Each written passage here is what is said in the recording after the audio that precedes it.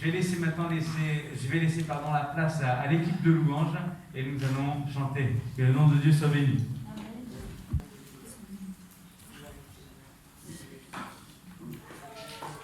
Donc on va vraiment louer le Seigneur à travers des chants et laisser vraiment le Seigneur régner en nous.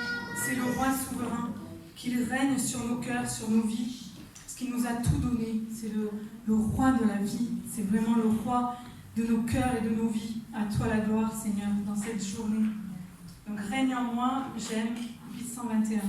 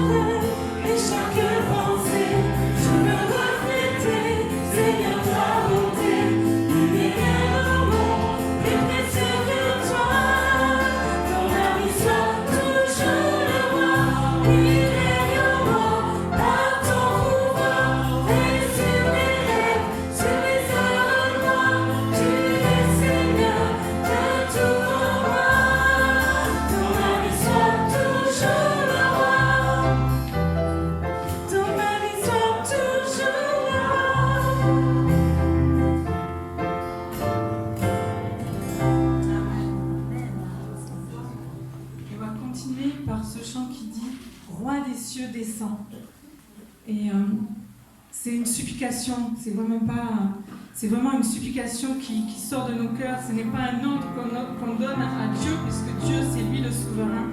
C'est lui qui décide.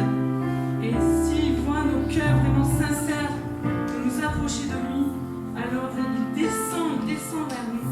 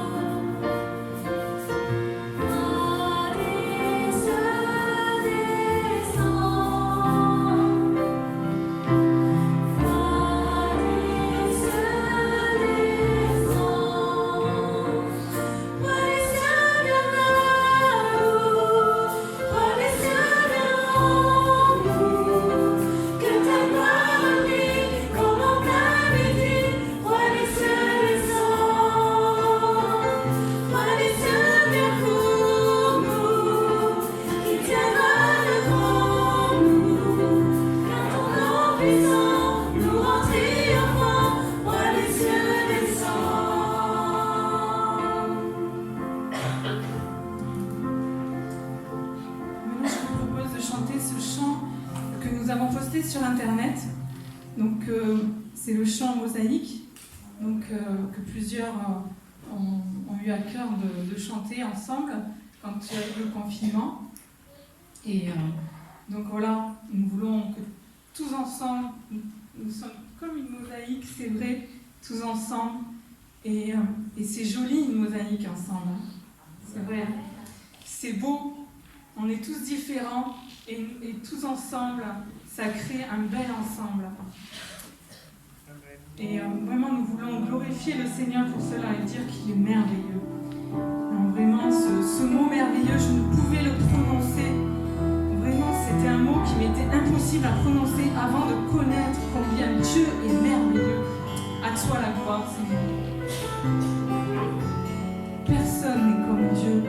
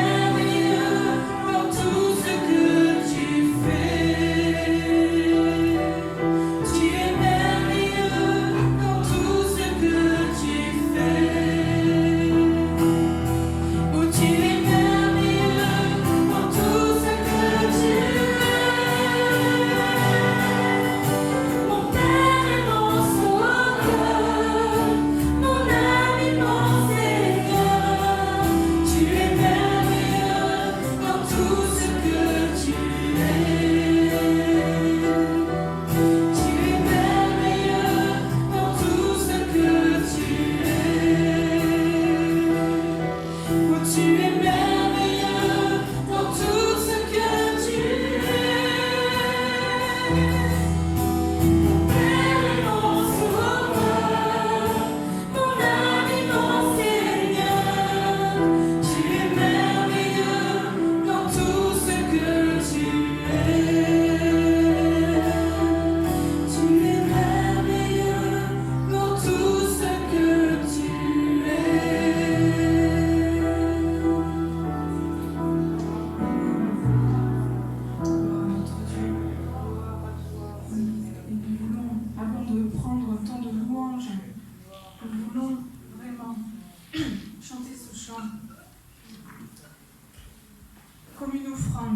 comme une offrande devant notre Dieu, devant le roi des rois, le Seigneur des seigneurs. Jésus, celui qui a sacrifié sa vie pour nous à la croix, il n'y a pas de plus grand amour que lui. Amen. Il n'y a pas de plus grand amour que l'amour de Jésus, que l'amour de notre Sauveur, que l'amour du Dieu créateur. Donc nous voulons chanter sa gloire et offrir nos vies devant l'autel de Dieu. Je chanterai gloire. J'aime 910.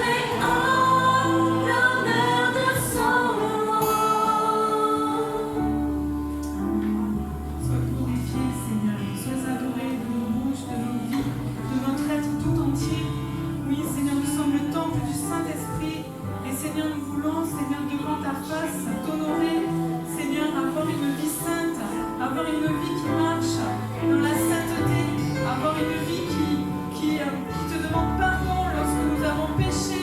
Nous voulons aller de l'avant. Nous voulons aller, Seigneur, de victoire en victoire avec toi, Jésus. Seigneur, c'est toi qui nous as purifiés, qui nous as lavés de toute faute. Seigneur, c'est toi qui remplis nos vies. C'est toi, Seigneur Jésus. C'est toi, Seigneur Jésus, qui fait toutes choses à merveille. Seigneur, nous voulons te rendre la gloire, te rendre l'honneur, Seigneur, qui t'est dû. Seigneur, sois béni, sois glorifié, Jésus. Que personne se prive d'élever sa voix, Seigneur, pour toi, vers le roi des rois, le Seigneur des seigneurs. Et s'il y a quelque chose qui ne va pas, Seigneur, alors que nous te demandions pardon, que nous nous humilions devant toi, Seigneur, devant le grand Dieu, devant le roi des rois, le Père du ciel, de la terre. Oh, à toi la gloire, Seigneur, pour tout ce que tu as fait, Seigneur. Sois béni, sois béni.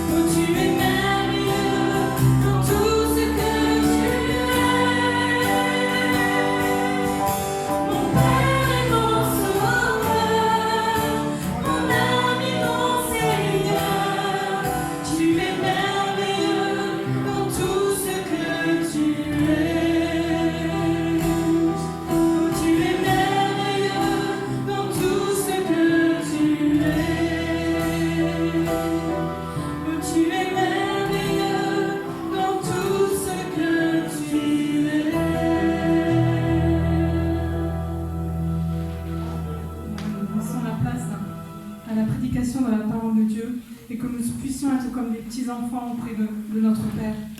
Écoutez sa parole.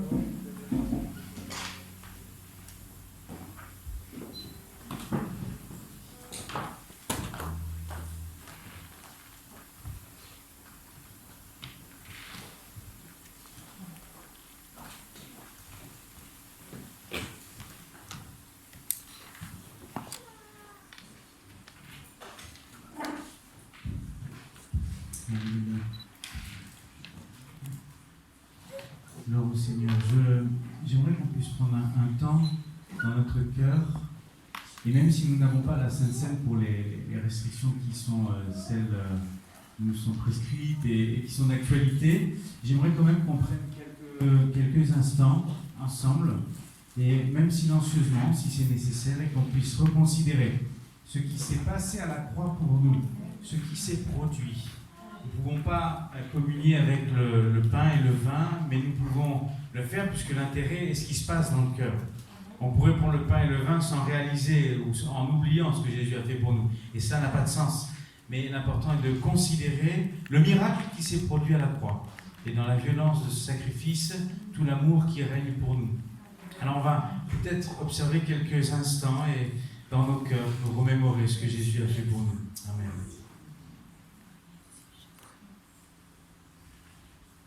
Sacrifice. Je me remémorais ces paroles dans notre Sainte Bible qui dit c'est sur lui qui est tombé le châtiment qui nous donne la paix. Dans ces meurtrissures, nous avons la guérison. Il est notre Sauveur. Alléluia. Gloire à notre Seigneur et Sauveur Jésus-Christ. Voilà. Eh bien, nous allons maintenant ouvrir la parole de Dieu et nous allons passer à la prédication et que le message ce matin puisse vraiment, je l'espère de tout cœur, vous apporter réconfort et nourriture spirituelle dont nous avons tous besoin. Amen. Et c'est pourquoi je vais terminer, ce sera mon dernier message de culte à Villeneuve-sur-Lot, et je vais parler de l'amour de Dieu. L'amour de Dieu est celui qui a tout changé dans nos vies. C'est parce que Dieu nous aime, parce que Dieu m'aime, parce que Dieu t'aime, que tu es là ce matin, ou que tu nous regardes. C'est parce que Dieu nous aime que nous ne sommes plus les mêmes. Si Dieu existait, mais sans amour, ce ne serait pas Dieu. Il y a des philosophies, des mouvements religieux, il y a des dieux qui ne prônent pas l'amour, qui n'appellent pas à l'amour, mais qui appellent à l'hostilité et à la guerre, ou à l'indifférence, ou à l'égoïsme. Mais le seul vrai Dieu est un Dieu qui est empli d'amour, un Dieu qui aime de tout son cœur, un Dieu qui souhaite changer nos vies, si ce n'est pas encore le cas, par son amour et nous transformer. Si Dieu existait sans amour, à quoi bon croire en Dieu? Nous croyons en Dieu parce qu'il est tout-puissant, nous croyons en Dieu parce qu'il est le seul, mais nous croyons en lui parce qu'il nous a aimés et parce qu'il a fait preuve d'un amour immense tel qu'il n'en a jamais existé sur la terre d'aussi grand que le sien. Alléluia. L'amour du Seigneur. Vous connaissez ce verset? J'imagine on pourrait tous le réciter. Jean chapitre 3, verset 16. Car Dieu a tant aimé le monde qu'il a donné son Fils unique afin que quiconque croit en lui ne périsse point mais qu'il ait la vie éternelle. Amen. Je me souviens, c'est l'un des premiers versets que j'ai appris en étant à l'école du dimanche. À l'époque, on parlait d'école du dimanche. Eh bien, l'enseignement biblique que j'ai reçu étant enfant, et c'est un verset que nous connaissons tous, c'est un verset que tous les prédicateurs ont pris comme appui au moins une fois dans leur vie. Je le connais même en anglais, vous voyez, c'est le seul que je connais. En anglais, tellement, eh bien, ce verset nous est connu, et il a percuté nos vies. Et il nous rappelle un point essentiel de la parole de Dieu. C'est qu'il nous aime et c'est par son amour que nous sommes sauvés. J'en viens donc à cette première partie, Dieu est amour.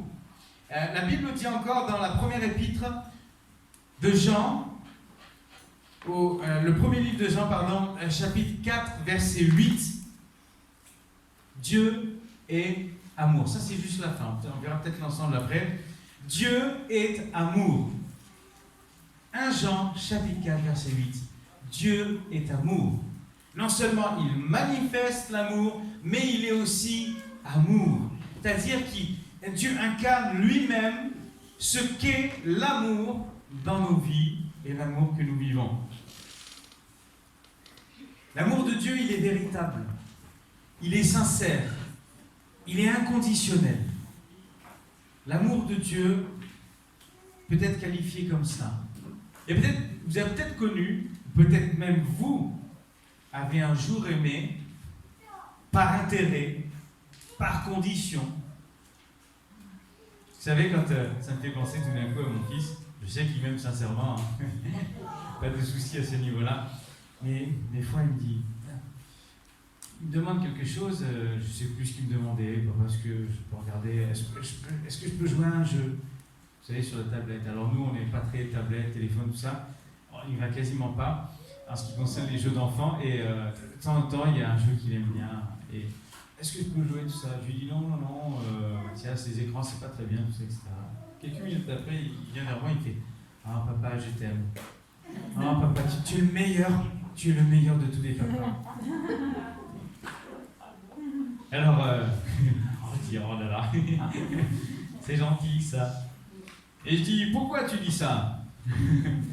Parce que tu voudrais jouer ou tu voudrais. Vous voyez, je le vois arriver avec un certain intérêt.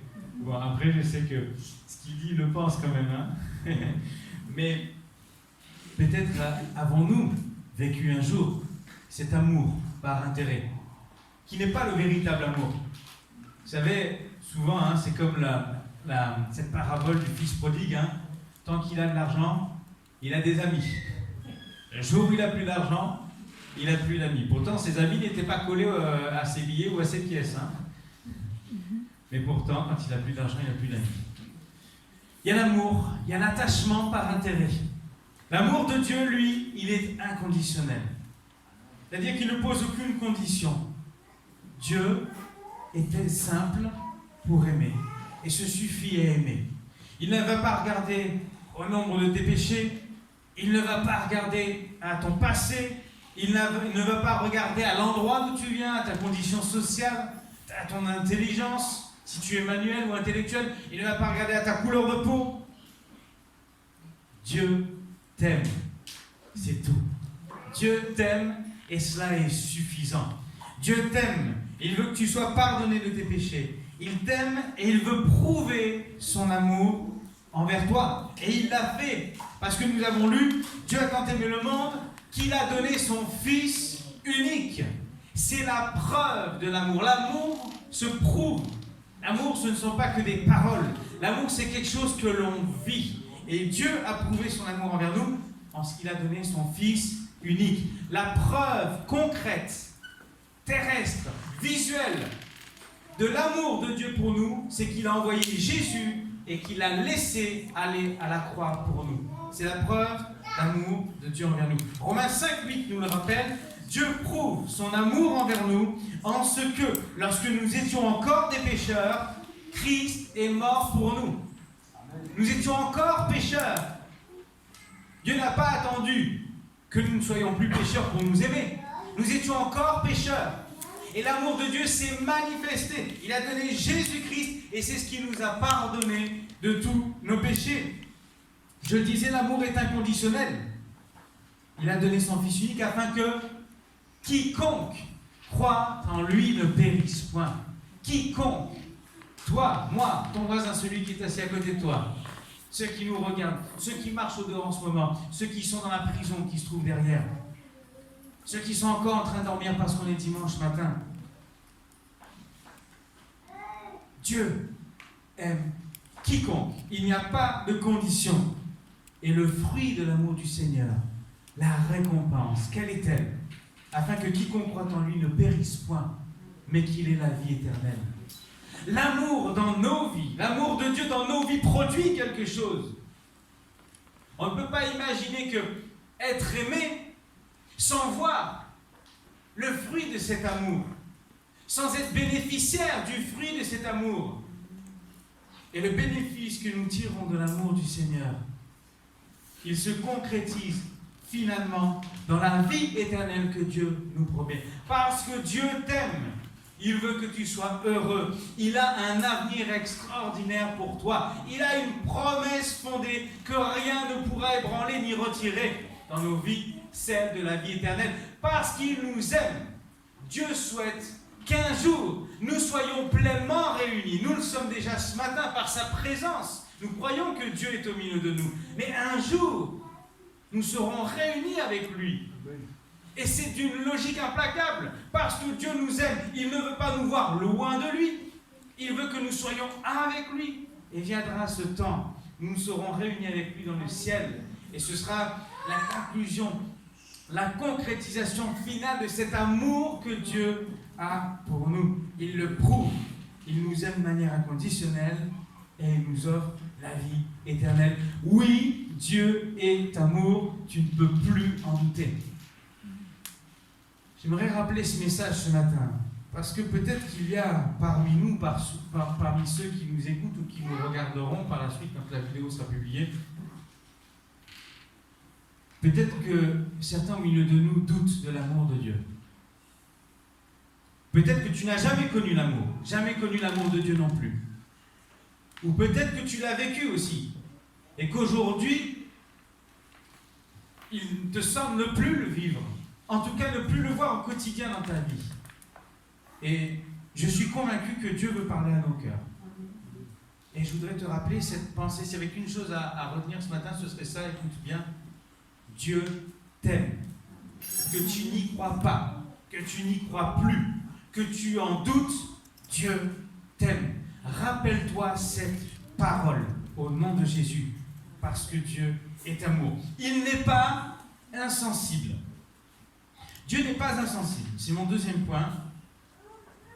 Imaginez que Dieu nous aime et qu'à la fois Dieu soit complètement insensible à tout ce que nous vivons. Ça n'aurait pas de sens non plus. Dieu n'est pas une masse informe, une espèce d'être céleste, dénué de sentiments, dont le seul but serait d'exercer ses jugements et de diriger chaque chose selon son bon vouloir. Je crois que ça, c'est une description d'un Dieu qui est très, très athéiste. Si Dieu existait, que si, que ça. Je crois que Dieu est amour. Et je crois qu'il n'est pas une masse informe qui exerce ses jugements. Et la puissance de Dieu s'arrête à une gouvernance totale sans prendre cas de la condition de l'homme. Et je crois que Dieu nous aime. Et comme on l'a dit tout à l'heure, il est allé jusqu'à offrir Jésus-Christ comme preuve d'amour. Et les gens disent souvent, et j'en reparlais cette semaine, pourquoi j'ai souvent dit dans mes prédications, mais je le rappelle encore une fois ce matin, oui, mais si Dieu existait, il n'y aurait pas toutes ces atrocités. J'ai encore eu un échange de ce genre-là cette semaine. C'était mardi, avec une connaissance à moi, un ami, et je discutais avec lui, et je lui témoigne, je lui dis, tu sais, Dieu répond aux prières. Et je lui cite des exemples concrets, hein. Je lui dis, l'an dernier, j'ai prié pour une femme. Et elle vient me voir 3 semaines après. Elle me dit, Nicolas, tu as prié pour moi il y a 3 semaines. Le jour même, le soir même, j'ai dormi 8 heures d'affilée. J'ai été pris d'insomnie, ça faisait des années. J'ai été délivré complètement. J'ai dit, gloire à Dieu, le Seigneur est intervenu dans sa vie. Il me répond, mon ami me répond, oui, mais ça c'est ton interprétation. Alors c'est facile. Hein. Parce qu'on peut tout interpréter dans ces cas-là. Je lui dis, mais les médecins sont-ils pas là pour constater ce qui peut se produire? Quand il n'y a pas eu de traitement, quand il n'y a rien eu, quand les médecins sont arrivés au bout de leur solution, qu'il n'y a rien, et puis que tout d'un coup, il y a le changement dans la vie, n'est-ce pas là un miracle? Voulons-nous vraiment abonder dans l'incrédulité de là à dire il y a une autre explication? Je ne crois pas. J'ai cité d'autres exemples comme ça, des guérisons personnelles aussi. Que Dieu un jour m'avait guéri, j'avais un os brisé, était guéri 48 heures. Je ne crois pas que les médecins puissent faire cela. Peut-être qu'un jour ils font des choses dans ce genre-là. Pour l'instant, ce n'est pas encore le cas. Je crois que vraiment il y a une intervention divine. Et je lui cite ces exemples-là. Et il me répond, pourquoi Dieu a-t-il des priorités? Pourquoi répond-il à ta prière et qu'il ne vient pas en aide, par exemple, un exemple aux enfants qui meurent de faim dans le monde? Et je lui dis, mais Dieu ne fait pas des priorités. D'ailleurs, ce serait réducteur pour Dieu De dire, par exemple, il a tellement de travail qu'il va d'abord répondre aux uns et puis il répondra plus tard à d'autres. Est-ce que vous savez que sur la terre, on pourrait être 7 milliards à prier en même temps, Dieu entendrait les 7 milliards de prières en même temps et serait capable d'y répondre? Amen. Amen. Et mon Dieu n'est pas limité. Il n'est pas en train d'organiser son agenda en se disant, bon, j'ai beaucoup travaillé cette semaine, alors on va commencer par répondre à la prière le lundi là de Nicolas, le mardi on va voir si j'ai le temps de m'occuper là-bas de Bordeaux, ensuite on va aller voir un peu à l'étranger. Non, Dieu ne fonctionne pas comme ça. Il est tout puissant, il est omniscient, il sait tout, et il est omniprésent, il est partout. Je ne peux pas réduire Dieu en disant il a des priorités ou il fait des préférences. Non, l'amour de Dieu est inconditionnel. Dieu n'est pas insensible aux enfants qui meurent de faim. Je lui ai dit, Dieu n'est pas insensible à ça. Dieu n'est pas insensible à la souffrance qu'il y a sur terre. Dieu n'est pas insensible aux injustices, puisque Dieu est un Dieu de justice. Comment pourrait-il rester insensible lorsque l'injustice se propage sur toute la terre? Et je lui ai répondu que Dieu, et je vous dis ce matin, que Dieu nous aime. Et par amour, il nous a laissé la liberté. Et la liberté, c'est au quotidien, c'est dans toute chose. C'est la liberté d'aller où on veut, de faire ce que l'on veut. Mais c'est aussi la liberté de croire en lui ou non. Parce que Dieu se propose. Mais il ne va pas t'imposer de croire en lui. Parce que Dieu t'aime. J'avais déjà cité cet exemple. Est-ce que vous diriez à votre fils ou à votre enfant, aime-moi? C'est comme ça, c'est pas autrement. Il y a une période où des fois il vous aime un peu moins. Ça commence par ado, ça finit par l'essence. Non, il nous aime autant, mais il le manifeste différemment. On ne peut pas obliger quelqu'un à nous aimer. Et parce que Dieu nous aime, parce que Dieu t'aime, il ne t'obligera pas. Et du coup, je lui réponds que la liberté que Dieu a laissée aux hommes n'efface pas la sensibilité de Dieu face aux tragédies. Dieu nous laisse libres. Mais ce n'est pas pour autant qu'il est insensible aux tragédies qui peuvent se produire, ni dans ta vie, ni dans celle de ton prochain, ni dans celle de ceux que tu ne connais pas et qui habitent peut-être à des milliers de kilomètres d'ici. Ce qui se produit sur terre et dans le cœur des hommes, c'est simplement le fruit du péché, les conséquences du rejet de Dieu par les hommes. Et on ne peut pas accuser Dieu quand on l'a rejeté. C'est comme si on disait à Dieu, laisse-nous tranquille, laisse-moi tranquille, laisse-moi faire, et puis en même temps, Seigneur, où tu es, qu'est-ce que tu fais? Les gens qui disent ça, et avec tout l'amour, j'ai pour eux le respect. Mais il y a un non-sens, donc je le relève ce matin. Quand on dit si Dieu existait, il ferait quelque chose, non. La problématique, elle n'est pas là. La problématique, elle est qu'on a rejeté Dieu, et qu'ensuite on dit, mais qu'est-ce que tu fais, Dieu? Je ne peux pas dire à quelqu'un, va-t'en et viens ici. Vous voyez? C'est pas possible. Et l'homme, par son péché, a rejeté Dieu. Et dans notre liberté, certains ont fait le choix de rejeter Dieu. Certains ont fait le choix de ne pas croire. Il est encore temps de se tourner vers Dieu, de connaître, de vivre l'amour de Dieu. Il est encore temps de revenir de notre position pour dire, Seigneur, viens et agis dans ma vie. Et que je sois une âme de plus qui prie pour celles et ceux qui souffrent. Parce que maintenant je connais le Seigneur. Alléluia. Amen. Il n'est pas insensible à nos vies pécheresses. Éphésiens 4, verset 30 nous rappelle, n'attristez pas le Saint-Esprit de Dieu par lequel vous avez été scellés pour le jour de la rédemption. N'attristez pas le Saint-Esprit. J'en parlais hier avec mon épouse et je me disais, est-ce que Dieu a des sentiments? Et je crois que oui. Dieu a des sentiments, puisque nous pourrions être capables d'attrister le Saint-Esprit, c'est que Dieu a des sentiments. Le Saint-Esprit a des sentiments.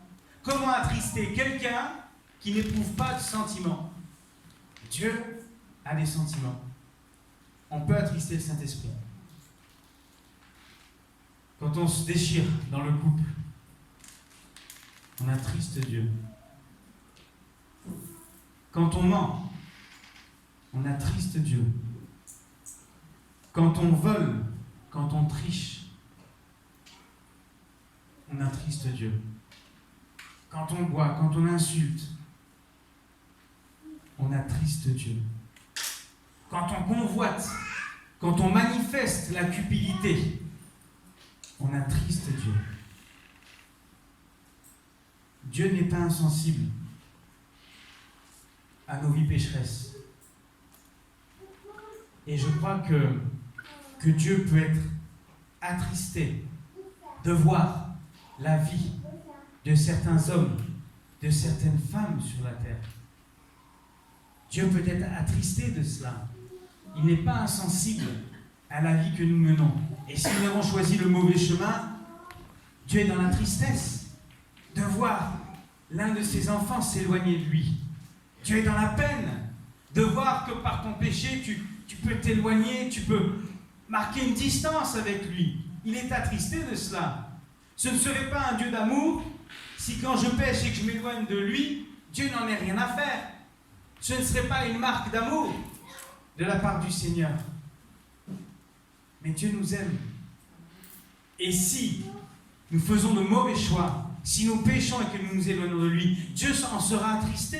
Parce qu'il nous aime, parce qu'il voudrait nous voir, je disais tout à l'heure, il voudrait nous voir avec lui. J'aimerais, comme au retour du fils prodigue, Dieu aimerait voir ses fils, ses filles auprès de lui, pouvoir serrer dans ses bras ceux qu'il a créés, ceux qui l'aiment. Dieu n'est pas insensible non plus à nos détresses. Est-ce que vous savez que dans les évangiles, et d'ailleurs c'est que dans les évangiles que je l'ai relevé, il est écrit l'expression ému de compassion à 11 reprises. Dans la version Louis II, l'expression ému de compassion revient à 11 reprises dans les évangiles. Être ému, tout le monde sait ce que c'est, ou tout le monde l'a déjà vécu au moins une fois. Les cœurs de pierre, il y en a beaucoup. Et de là à ce qu'on me dise que personne n'ait été ému au moins une fois dans sa vie, je ne le croirais pas. Ému de compassion. Est-ce que vous savez qui ça concerne, cette expression dans les évangiles? La plupart du temps, Jésus. C'est Jésus. À 8 reprises, sur ces 11 expressions, ému de compassion, eh bien, il est question de Jésus. Sachez que Dieu, c'est le Père, le Fils et le Saint-Esprit. On a parlé de l'attristement du Saint-Esprit. J'aimerais parler de la compassion et du fait que Jésus était ému, sans parler non plus de ses angoisses et ses souffrances qu'il a vécues dans le jardin de Gethsémani, qui font qu'il a des sentiments. Jésus, à 8 reprises, il est écrit qu'il fut ému de compassion. Je vous cite un des 8 exemples. Matthieu chapitre 9, verset 36. Voyant la foule, il fut ému de compassion pour elle, parce qu'elle était languissante et abattue, comme des brebis qui n'ont point de berger. Jésus, le Fils de Dieu, n'est pas insensible au fait que cette foule soit abattue, languissante, des brebis qui n'ont point de berger. Dieu n'est pas insensible à ta détresse. Dieu n'est pas insensible à ta solitude. Peut-être tu as dit cette semaine, je suis seul, je me sens seul. Dieu n'est pas insensible à cela. Il veut te dire ce matin, il est avec toi. Il t'accompagne parce qu'il t'aime. Oui, Jésus est ému de compassion et il l'est à ton égard, comme il l'est à mon égard, comme il l'est à l'égard de ceux qui se perdent. Une de ces expressions, ému de compassion, revient au bon samaritain. Vous savez, celui qui s'arrête sur la route parce qu'il y a là un homme qui a été battu quasiment à mort. Et alors qu'il est sur le point de mourir, le samaritain, lui, il va s'arrêter là, il va le soigner. Et le samaritain a bien été ému de compassion en voyant cet homme sur le sol. Et enfin, il en reste 2 que nous pourrions attribuer au Père Céleste. C'est notamment le retour du Fils prodigue. Vous connaissez cette parabole, Luc 15, verset 20. Le fils s'en va avec son héritage. Il dit, papa, donne-moi la part qui me revient. Il s'en va. Il dilapide tout. Il perd tous ses amis. Il n'a plus de travail. Et à un moment donné, il se remet en question et puis il décide, il dit, je vais aller vers mon père. Les mercenaires qui travaillent pour lui sont bien traités, sont bien nourris, pourquoi pas moi? Et il y retourne et en fait, il est écrit, il se leva et alla vers son père. Comme il était encore loin, son père le vit et fut ému de compassion. Il courut, se jetait à son cou et le baisa. Amen. Et ici, il y a cette image que Jésus-Christ utilise, cette histoire, mais qui est bien entendu eh bien, le reflet de l'amour de Dieu pour nous, pour toi, pour moi. Parce que Dieu est le Père Céleste et que tu es son enfant. Le jour, si tu crois en Dieu et que tu t'es fait baptiser, le jour où tu es revenu vers lui, ça a été, comme à l'image de cette parabole, eh bien, le retour du fils ou de la fille prodigue vers le Père. Le Père est ému de compassion, Dieu est ému de compassion lorsqu'il voit une brebis revenir à lui. Et il y a un autre exemple, c'est Matthieu 18, verset 27. Concernant la parabole, vous savez, le maître qui fait travailler les serviteurs.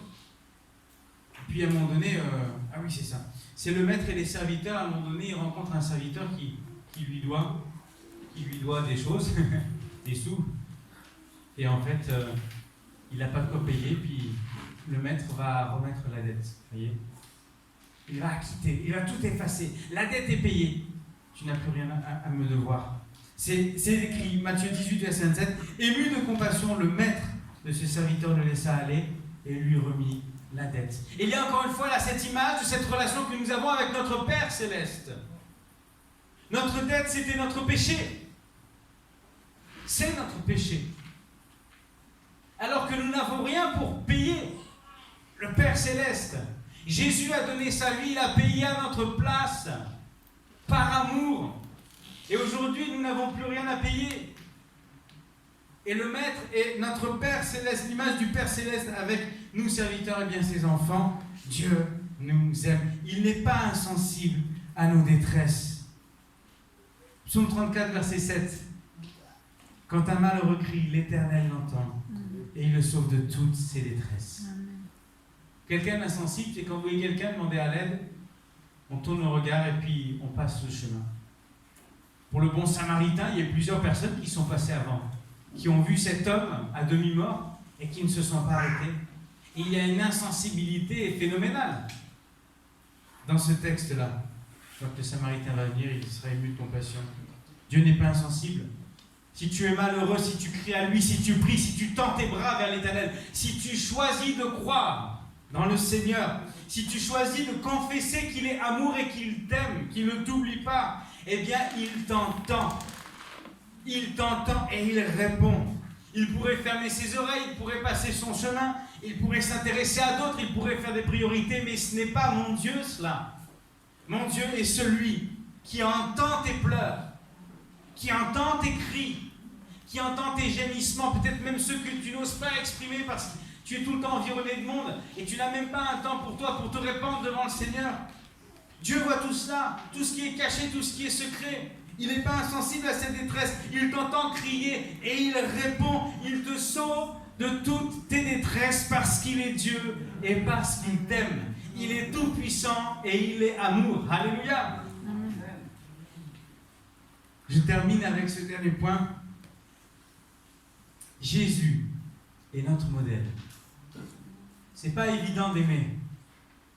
Mais parce que nous avons vécu l'amour de Dieu et parce que nous le vivons au quotidien, nous pouvons nous aussi aimer parce que nous avons été aimés. Comment connaître l'amour si nous ne le vivons pas? Jésus, notre modèle par excellence, il est dans l'amour. Je ne citerai pas les autres exemples. Mon message se concentre sur l'amour de Dieu ce matin. Et tout à l'heure, nous avons lu dans 1 Jean chapitre 4, verset 8, que Dieu est amour. Mais si on lit le début du verset, c'est écrit « Celui qui n'aime pas n'a pas connu Dieu, car Dieu est amour. » Celui qui n'aime pas n'a pas connu Dieu. Quand on vit l'amour du Seigneur, on est transformé, on est changé. Quand on est aimé, c'est plus facile et c'est plus aisé de répandre cet amour autour de nous.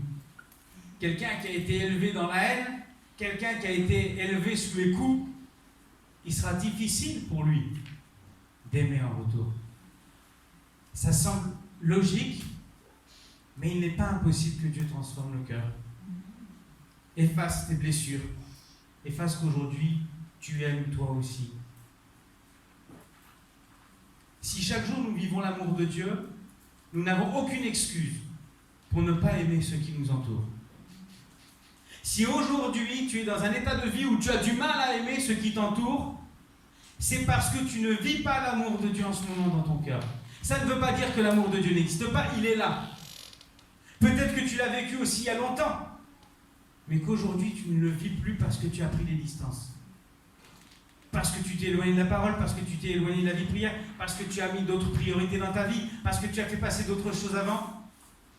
Retourne à l'amour de Dieu. Parce qu'il est là.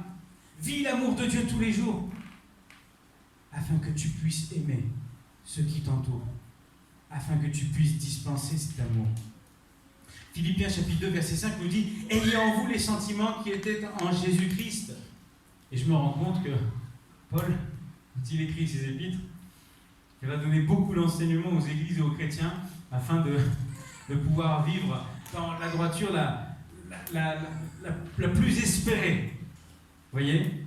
Et il va reprendre souvent les églises sur des points, sur d'autres, le couple, le mariage, les disputes qu'il peut y avoir les uns avec les autres, la façon de traiter les gens, les veuves, les orphelins. Il va enseigner de manière pratique avec la parole de Dieu, il va enseigner les églises. Et il va enseigner ici en disant, ayez en vous les sentiments qui étaient en Jésus-Christ. Pourquoi il dit ça ? Relisez Philippiens, parce qu'il sent qu'à certains moments, il y a des désaccords, des disputes. Il y a... Amen. Il sent que dans l'Église, dans la famille de Dieu, il y a des choses à consolider. Dans les relations, il y a des choses à consolider. Et si nous sommes l'Église de Christ, soyons unis les uns aux autres par l'amour de Dieu. Nous n'avons pas, et nous ne devrions pas, si parfois ça a lieu, nous ne devrions pas avoir d'animosité les uns envers les autres, ni de paroles déplacées ou mauvaises, ni de concurrence, ni de gêne, ni de dispute. Nous ne devrions pas. Parce que Jésus a été au milieu des disciples. Il a manifesté l'amour, il a enseigné l'amour. Et si nous voulons être à l'image de Christ, alors ce que nous avons vécu par lui, nous devons le vivre entre nous aussi. Il y a la première épître de Jean, chapitre 3, verset 16. Alors c'est intéressant à retenir, le moyen mnémotechnique, Jean 3,16, vous connaissez. Vous rajoutez le 1 devant, ça fait 1 Jean 3,16. Et c'est toujours sur l'amour, donc ouais, c'est étonnant. Nous avons connu l'amour en ce qu'il a donné sa vie pour nous. Nous aussi, nous devons donner notre vie pour les frères. Et je vous lis ce même verset, mais dans une autre version, la version Summer.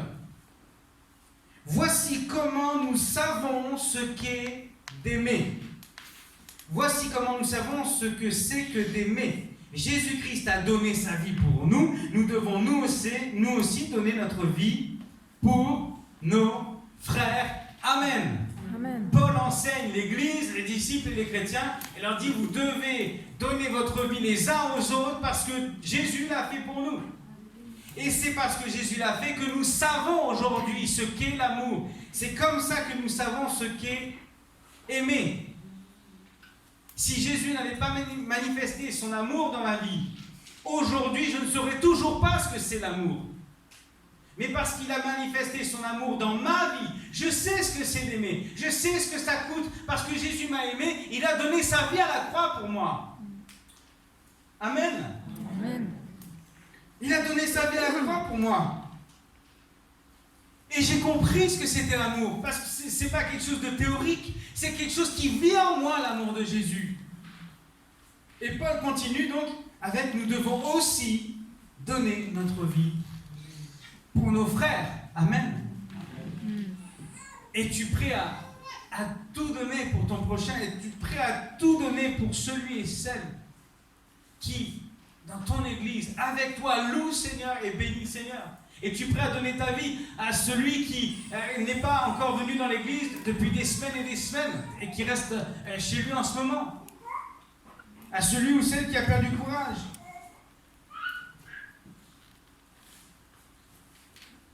Je termine avec un dernier texte, un peu plus long, et puis je m'arrêterai là.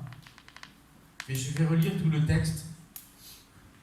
Éphésiens chapitre 4, verset 17, jusqu'au verset 32. Éphésiens 4, verset 17. Voici donc ce que je dis et ce que je déclare. dans le Seigneur, c'est Paul qui parle, c'est que vous ne devez plus marcher comme les païens, qui marchent selon la vanité de leurs pensées. Ils ont l'intelligence obscurcie, ils sont étrangers à la vie de Dieu, à cause de l'ignorance qui est en eux et à cause de l'endurcissement de leur cœur. Ayant perdu tout sentiment, ils se sont livrés à la dissolution pour commettre toute espèce d'impureté jointe à la cupidité. Verset 20. Mais vous, ce n'est pas ainsi que vous avez appris de Christ. Jésus mon modèle, souvenez-vous. Si du moins vous l'avez entendu, et si conformément à la vérité qui est en Jésus, c'est en lui que vous avez été instruits. Celui qui m'a enseigné, c'est Jésus. Celui qui m'apprend à vivre tous les jours, c'est Jésus. Celui qui m'apprend à aimer, c'est Jésus, parce qu'il est celui qui m'a instruit. Verset 22. Instruit à vous dépouiller, eu égard à votre vie passée, du vieil homme qui se corrompt par les convoitises trompeuses, à être renouvelé dans l'esprit de votre intelligence et à revêtir l'homme nouveau, créé selon Dieu, dans une justice et une sainteté qui produit la vérité. C'est pourquoi renoncez aux mensonges et que chacun de vous parle selon la vérité à son prochain, car nous sommes membres les uns des autres. Si vous vous mettez en colère, ne péchez point, car que le soleil ne se couche pas sur votre colère, et ne donnez pas accès au diable. Que celui qui dérobait ne dérobe plus, mais plutôt qu'il travaille en faisant de ses mains ce qui est bien pour avoir de quoi donner à celui qui est dans le besoin. Qu'il ne sorte de votre bouche aucune parole mauvaise, mais s'il y a lieu, quelques bonnes paroles qui servent à l'édification et communiquent une grâce à ceux qui l'entendent. N'attristez pas le Saint-Esprit de Dieu par lequel vous avez été scellés pour le jour de la rédemption. Que toute amertume, toute animosité, toute colère, toute clameur, toute calomnie, toute espèce de méchanceté disparaissent du milieu de vous. Soyez bons les uns envers les autres, compatissants, vous pardonnant réciproquement comme Dieu vous a pardonné. Amen. En Christ. Amen. Amen. Gloire au Seigneur. Je termine avec cette pensée qui sera une conclusion aussi de notre intervention sur Villeneuve. On a vraiment été bénis à Villeneuve, comme dans chaque église, puisque c'est Dieu qui préside. Mais particulièrement, si je devais ajouter quelque chose, c'est que nous avons été comblés avec mon épouse et Mathias à l'époque, parce qu'il n'y avait pas encore Loïs. Nous avons été comblés à Villeneuve-sur-Lot par le témoignage d'amour que vous nous avez témoigné, que vous nous avez procuré. Et on a été bénis de l'accueil que vous nous avez offert, de l'attention, du soutien à chaque instant, à chaque moment, des petites choses comme parfois de beaucoup plus grandes. Et je remercie le Seigneur de nous avoir donné une belle année à Villeneuve-sur-Lot. Puisque sur la Côte d'Azur, il y a Villeneuve-Loubet. À Villeneuve, on a été bénis et je remercie le Seigneur parce qu'il y a un témoignage d'amour que l'Église fait émaner à Villeneuve-sur-Lot, particulièrement. Et si je devais m'arrêter là, eh bien, nous on s'en va, Hichem s'en va, Rémi l'ours arrive, mais le Seigneur est le même. Et la belle église de Villeneuve-sur-Lot, si un jour on repassera par ici, bon là on n'est pas très loin, on repassera forcément, mais si un jour on devait s'éloigner encore plus et que Dieu nous donne l'occasion de repasser, d'être en vacances quelques jours par ici, je serais tellement heureux de retrouver l'église et de voir comment l'église a su persévérer, continuer, produire du fruit, aimer comme elle a toujours aimé. Que nous puissions nous aimer les uns les autres. Pas une question de distance physique, mais quelque chose de réel, de sincère. L'amour que l'on vit en Jésus-Christ, par Jésus-Christ, témoignons-le les uns envers les autres. Continuez de vous aimer, frères et sœurs. Continuez à aimer les serviteurs que Dieu vous donnera. Continuez d'aimer ceux qui sont au dehors et qui n'ont pas encore mis le pied ici. afin qu'ils puissent voir la gloire de Jésus-Christ briller dans leur cœur. Alléluia. Vivons par l'amour de Dieu et vivons pour l'amour de Dieu, parce qu'il est réel et parce que je suis convaincu que Dieu nous aime et qu'il continuera à le faire. Que son nom soit béni. Alléluia. Gloire à Dieu. Amen. Seigneur, nous te bénissons et nous te glorifions. Merci mon Dieu pour cet amour si grand que tu as manifesté dans nos vies. Cette preuve au travers de Jésus-Christ, de son sacrifice à la croix. Et dans ce culte, eh bien, c'est vraiment tout à ton honneur. Et seul à ton honneur que nous voulons nous réunir, te disant merci Seigneur. Aide-nous à vivre cet amour au quotidien. Aide-nous à être transportés. Aide-nous à témoigner, Seigneur, par cet amour. Bénis l'Église, Seigneur. Et je formule encore une fois, et peut-être pour cette dernière fois, prière de bénédiction sur Villeneuve.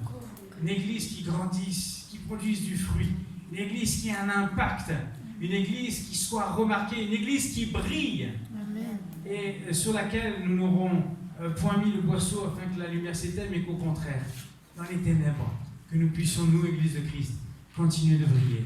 Merci de bénir, que ce message percute nos cœurs, qu'il percute le cœur de ceux qui entendront, écouteront ou verront cette vidéo, cet encouragement, et que tu puisses transformer des vies au nom de Jésus, parce qu'il est encore temps, je le crois. À toi, toute la gloire, Seigneur mon Dieu, je t'aime. Amen. Amen. Gloire au Seigneur. Je vais laisser la place, toute dernière place avant de clôturer à Marie-Noël, parce qu'ils ont prévu de faire un dernier chant pour clôturer le culte. Et à l'issue de ce chant, bien le culte sera terminé, on pourra se saluer plus ou moins de loin et puis se retrouver pour la fraîcheur. Voilà.